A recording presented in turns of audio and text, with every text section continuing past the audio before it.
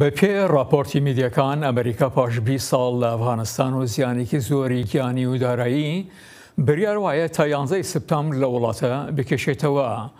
بۆ تاوتێکردنی ئەم بابەتە لێکۆڵا ڕووچاودێری کاروباری ڕامیاری نیاز هەمەد برایم ڕاستەخۆ لە تۆرنتۆی کەنەداوە لە ڕێگای سکایپەوە لەگەڵماندایە. کاکە نیاز خۆشاتەوە بەڕامی کورد کۆنەکشن بۆ بریارێکی لەو جۆرە لە کاتێکی تاڵێبانەکان هێشتا مەترسیکی هەرە گەورەن بۆ سەرە وڵاتە. بڵێ سلااو ڕێزم هەیە بۆ بەڕێستان و بینەران و بیسەرانی خۆشەویست. ئەمریکا ئیدی لە ئەفغانستان ئەو جەدوە سیاسی و اقتصادیە ئەو ویزیبیلیتیی کە هەیە کە بۆ هەموو پرۆژێکی استراتیژی کە پێویستە ینی بکرێتن ئەو دیراسەیە ئەو گەیشتە ئەو قەناعەتەی کە ئیدی مانەوەی لە ئەفغانستان ئەو جەدوایی نییە، ینی بۆ پاراستنی بەژەوەندەکانی ئەو کاریگەری نییە، بەڵکو بەکشانەوەی چەندەها مەرامیتکەی دەتوانێتن جێبەجێ بکاتن و سەرباری ئەوەی کە وەکو دەشدارین بەڕێژتان باستان کرد، ینی بارێکی گرانی اقتصادیش لەسەر خۆیدا دەبا کە لە خلالی ئەو 20 ساڵە 2 تریلیۆن دۆلار لەسەر میزانی ئەمریکا کەوتووە، وەکو ئەوی وایە کە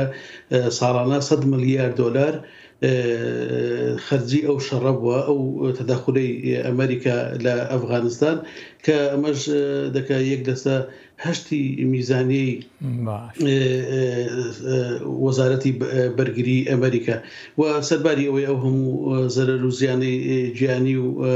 کە لە هەم لە سوپای ئەمریکا لە ئەفغانستان کەوتووە کە زیاتر لە 2400 کرد. کاکە نەزەگەر بێت و تاالبانەکان دەست بەسەر ئەفغانستانە بگرن نابنە مەترسیەک دیسان بوو بەرژەوانیەکانی ئەمریکا و وڵاتانی ئەوروپایی و هەروەها سەرچاوەیەک بوو دابینکردن یارمەتی بۆ گروپە تورستەکان لە سەرانسەری جیهان؟ بەڵێ ئەو مەترسیە هەیە، بەڵام ئەمریکا دەیەوێت هێلی بەرگری بەرامبەر تیرۆر بگوازێتەوە ڕۆژهەڵاتی ناوەڕاست لە جیاتی ئەوەی کە لە ئەفغانستان بێتن لە هێلی پێشەوەی بەرگری لە تیرۆر، ئەو دەیەوێتن ئەو هێلە بەهێزتر کاتن لە ڕۆژهەڵاتی ناوەڕاست و دوایش ئەو دەیەوێت ینی ئەمریکا لە ڕوانگەی بەرژەوەندەکانی خۆیەوە ئەگەر ئەفغانستان بکەوتە ژێر دەسەڵاتی تالیبان ئەو فەوزایەکی زۆر دروست و کاریگەری دەبیتن لەسەر هەم رووسیا و هەم سین، کە ئەمریکا ئێستاکە زۆر بە چڕ و پڕی کار لەسەرەوە دەکات چۆن بتوانیتن ینی ئەو پەلکێشیانەی سین هەم لە ڕووی اقتصادیەوە و هەروەها رووسیا لە ڕووی سەربازی و سیاسیەوە دەیەوێت جێبەجێ بکات چۆن بەری لێبگرێ، ینی ئەو کێشە لە جیاتی ئەوەی بۆیان حەل بکاتن ئێستاکە کێشەکە بدەهێڵێتەوە بۆ ئەوەی کاریگەری خراپ دابنێ لەسەر ڕەوشی سیاسی و هەروەها استراتیژی لەسەر سین و لەسەر رووسیا. بۆیە ینی کشانەوەی ئەمریکا بۆ گواستنەوەی هێلی بەرگریە بەرامبەر تیرۆر لە ئەفغانستانەوە بۆ ڕۆژهەڵاتی ناوەڕاست، چونکە بەڕاستی لەوێدا لە ڕۆژهەڵاتی ناوەڕاست بەرژەوەندەکانی ئەمریکا زیاتر دەپارێزرێ، هەم دەیە ئەوروپا پارێزرێ، ئیسرائیل و پارێزرێ، بۆیە ینی بە شێوەیەکی جدیتر بێتە ناو بابەتەکە. هەر بە کەشانەوەی ئەمریکا دیارە تورکیا خۆی ئامادە دەکات لە ئەفغانستان بمێنێتەوە. ئایمە بەسی تورکی هەر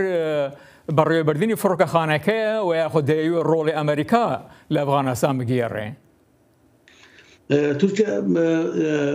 مەبەستی زۆر ینی هەیە بەخۆی دەوڵەتەکە دەوڵەتێکی فاشیە لەسەر ئەساسی سیاسەتی ئەپارتاید و ناوخۆوە نەبوونی دیموکراتیت دەیەوێت بەردەوامی بدە بۆ پەرهاوێشت لە دەرەوە. تورکیا ینی بەمانەوەی لە ئەفغانستان دەیەوێت پەرە بە بازرگانی مرۆڤ بدە، چونکە ئێمە دەزانین هەر خەزانێکی گەورەی ینی بازرگانیکردنی بە مرۆڤە، وەکو دوێنێش لە وەزارەتی دەرەوەی ئەمریکا تورکیا ئیتیهام کرا بۆی کە منداڵ و بەکاردێنی و بازرگانیان پێ دەکات بۆ یعنی کاکە نیازەوە وەکو بەڵگەیە بەڵێ ئەوە وەکو بەڵگەیەت یەک لە بەڵگە هەرە سەرچەکانە دوێنێ لە وەزارەتی دەرەوەی ئەمریکا ئەو بەڵگە خرا ڕوو ینی دەوڵەتی تورکیا دەیەوێتن ئەفغانستان هەر ینی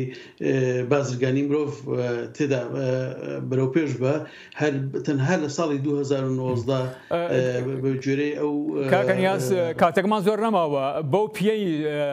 تورکیە لە سووریا ڕۆڵی هەیە بە تایبەتی لە باکوور ڕۆژهەڵاتی سووریا و بەو ئەرکەی کە لە ئەفغانستان دەبینی تا چەند ئەمە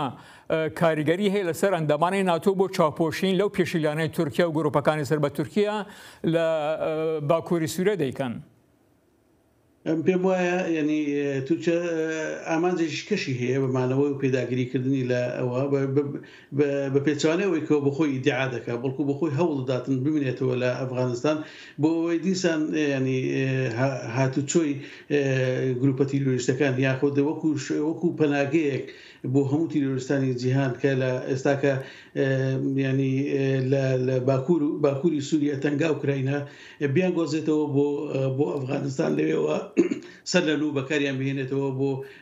ناوچەکانی دیکە ینی بۆ تەدەخڵکردن لە شوێنەکانی دیکە ینی لە هەموو ڕۆژهەڵاتی ناوەڕاست و هەتا تەنانەت لە کۆمارەکانی پێشوو یەکێتی سۆڤێت. لەبەرەوە ینی ئەفغانستان دەیە وەکو خەزارێکی تیرۆریستانی مەخاون کاتێکمان بە کۆتایی گەیشت. نیازە هەمەدبرایم لێکۆڵەر و چاودێری کاروباری ڕامیاری زۆر سپاس.